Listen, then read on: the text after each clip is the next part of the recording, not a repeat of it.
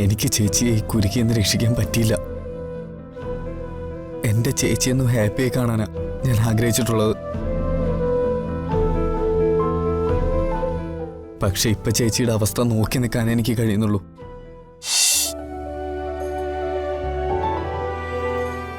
അമൃതേച്ചിക്ക് ഒരു കുറവും വരാതെ ഞങ്ങള് നോക്കിക്കൊള്ളാം ആന്റി.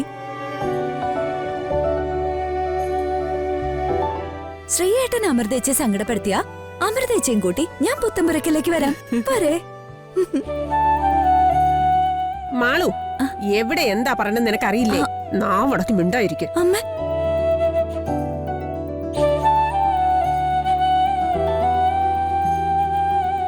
നിന്റെ ചിരികളായിരുന്നു മോളെ നമ്മുടെ വീടിന്റെ വെളിച്ചം.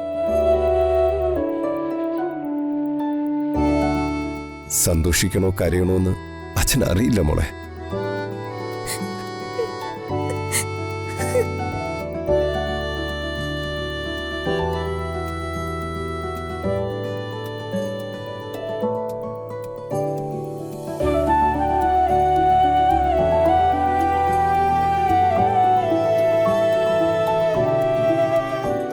അല്ല സുധേ, നമ്മുടെ മാളൂരിന്റെ കല്യാണക്കാര്യം എന്തായി?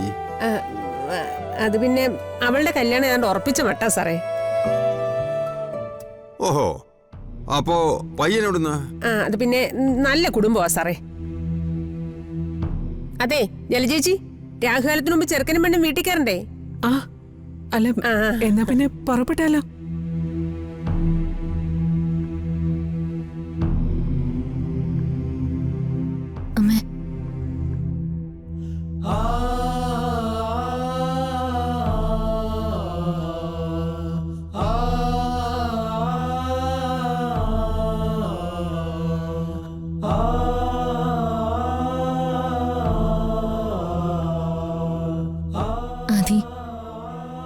എന്നോട് ക്ഷമിക്കേച്ചി.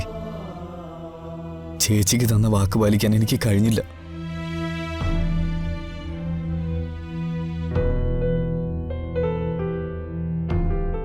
എന്നെ കൊണ്ട് പറ്റാവുന്ന എന്റെ മാക്സിമം ഞാൻ ശ്രമിച്ചു. പക്ഷെ എനിക്ക് ചേച്ചിയെ ഈ കുരുക്കിന്ന് രക്ഷിക്കാൻ പറ്റിയില്ല. എന്റെ ചേച്ചിയൊന്നും ഹാപ്പിയായി കാണാനാ ഞാൻ ആഗ്രഹിച്ചിട്ടുള്ളത്. പക്ഷെ ഇപ്പൊ ചേച്ചിയുടെ അവസ്ഥ നോക്കി നിൽക്കാൻ എനിക്ക് കഴിയുന്നുള്ളൂ. എല്ലാരും കൂടെ നമ്മൾ തോൽപ്പിച്ചു കളഞ്ഞല്ലോ ചേച്ചി. ആദി, ഇതൊന്നും നിന്റെ തെറ്റല്ല.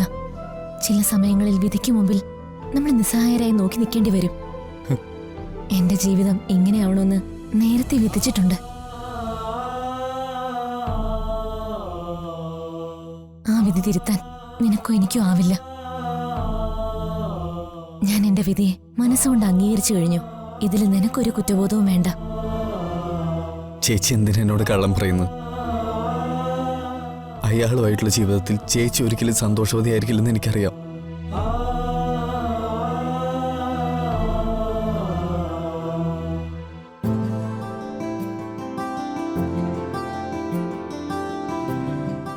ശ്രീ,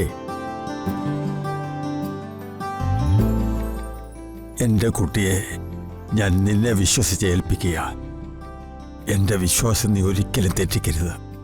നമ്പ്യാർ സാറേ, സാറിന് എന്നോടുള്ള വിശ്വാസത്തിന് ഒരു പോറൽ പോലും ഏൽക്കാൻ ഞാൻ സമ്മതിക്കില്ല.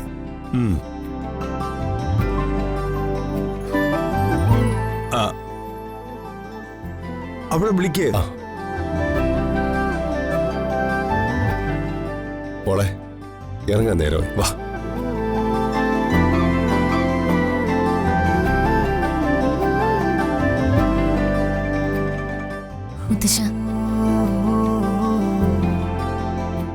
നിന്റെ ഭാവി ഓർത്ത് മുത്തശ്ശനിപ്പോ യാതൊരു ആശങ്കയില്ല. ഈ ലോകത്തിൽ നിനക്ക് കിട്ടാവുന്നതിൽ ഏറ്റവും നല്ല പയ്യനെ തന്നെ കണ്ടെത്തി നിന്നെ ഏൽപ്പിച്ചു കൊടുത്ത എന്റെ ചാരിതാർത്ഥ്യത്തിലായി മുത്തച്ഛൻ. അച്ഛാ, രാഹുകാലത്തിനും പറഞ്ഞല്ലോ. അങ്ങനെ ശരി.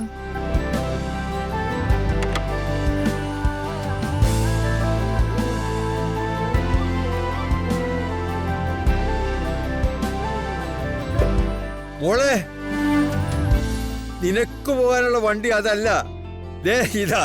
ഇങ്ങോട്ട് വാ.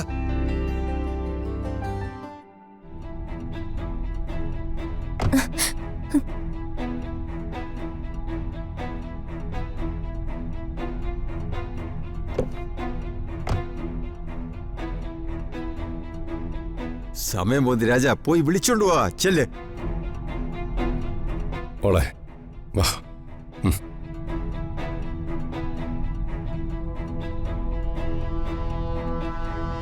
ചെല്ലു മോളെ.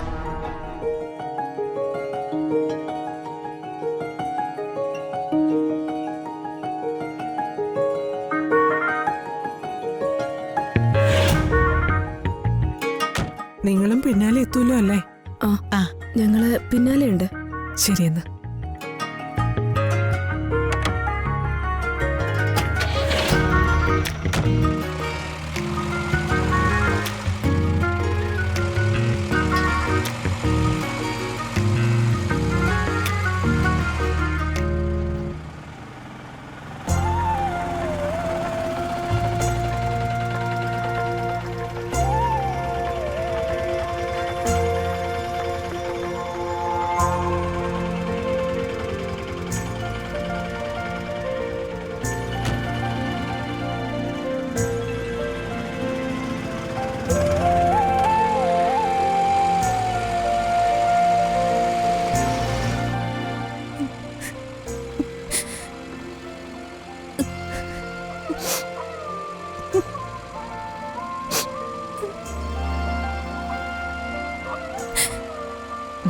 കരയാതെ മോളെ.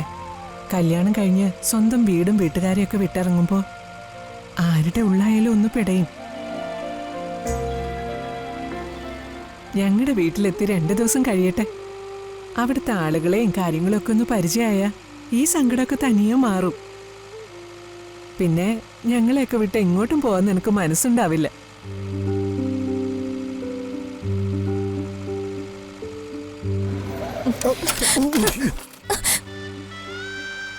എന്താ ജോമോനെ, എന്തു പറ്റി? ഒന്നുമില്ല ശ്രീയേട്ടാ, കുഴി കണ്ടില്ല. നീ പതുക്കെ പോയാൽ മതി കേട്ടോ. ശരി ശ്രീയേട്ടാ.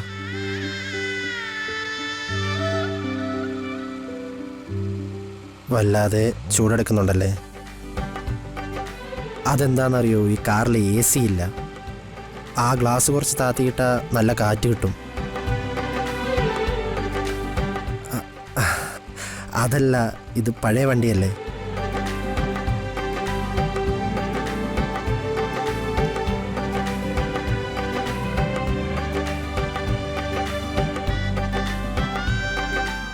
ഇപ്പൊ കുറച്ച് ആശ്വാസം ഉണ്ടാവും.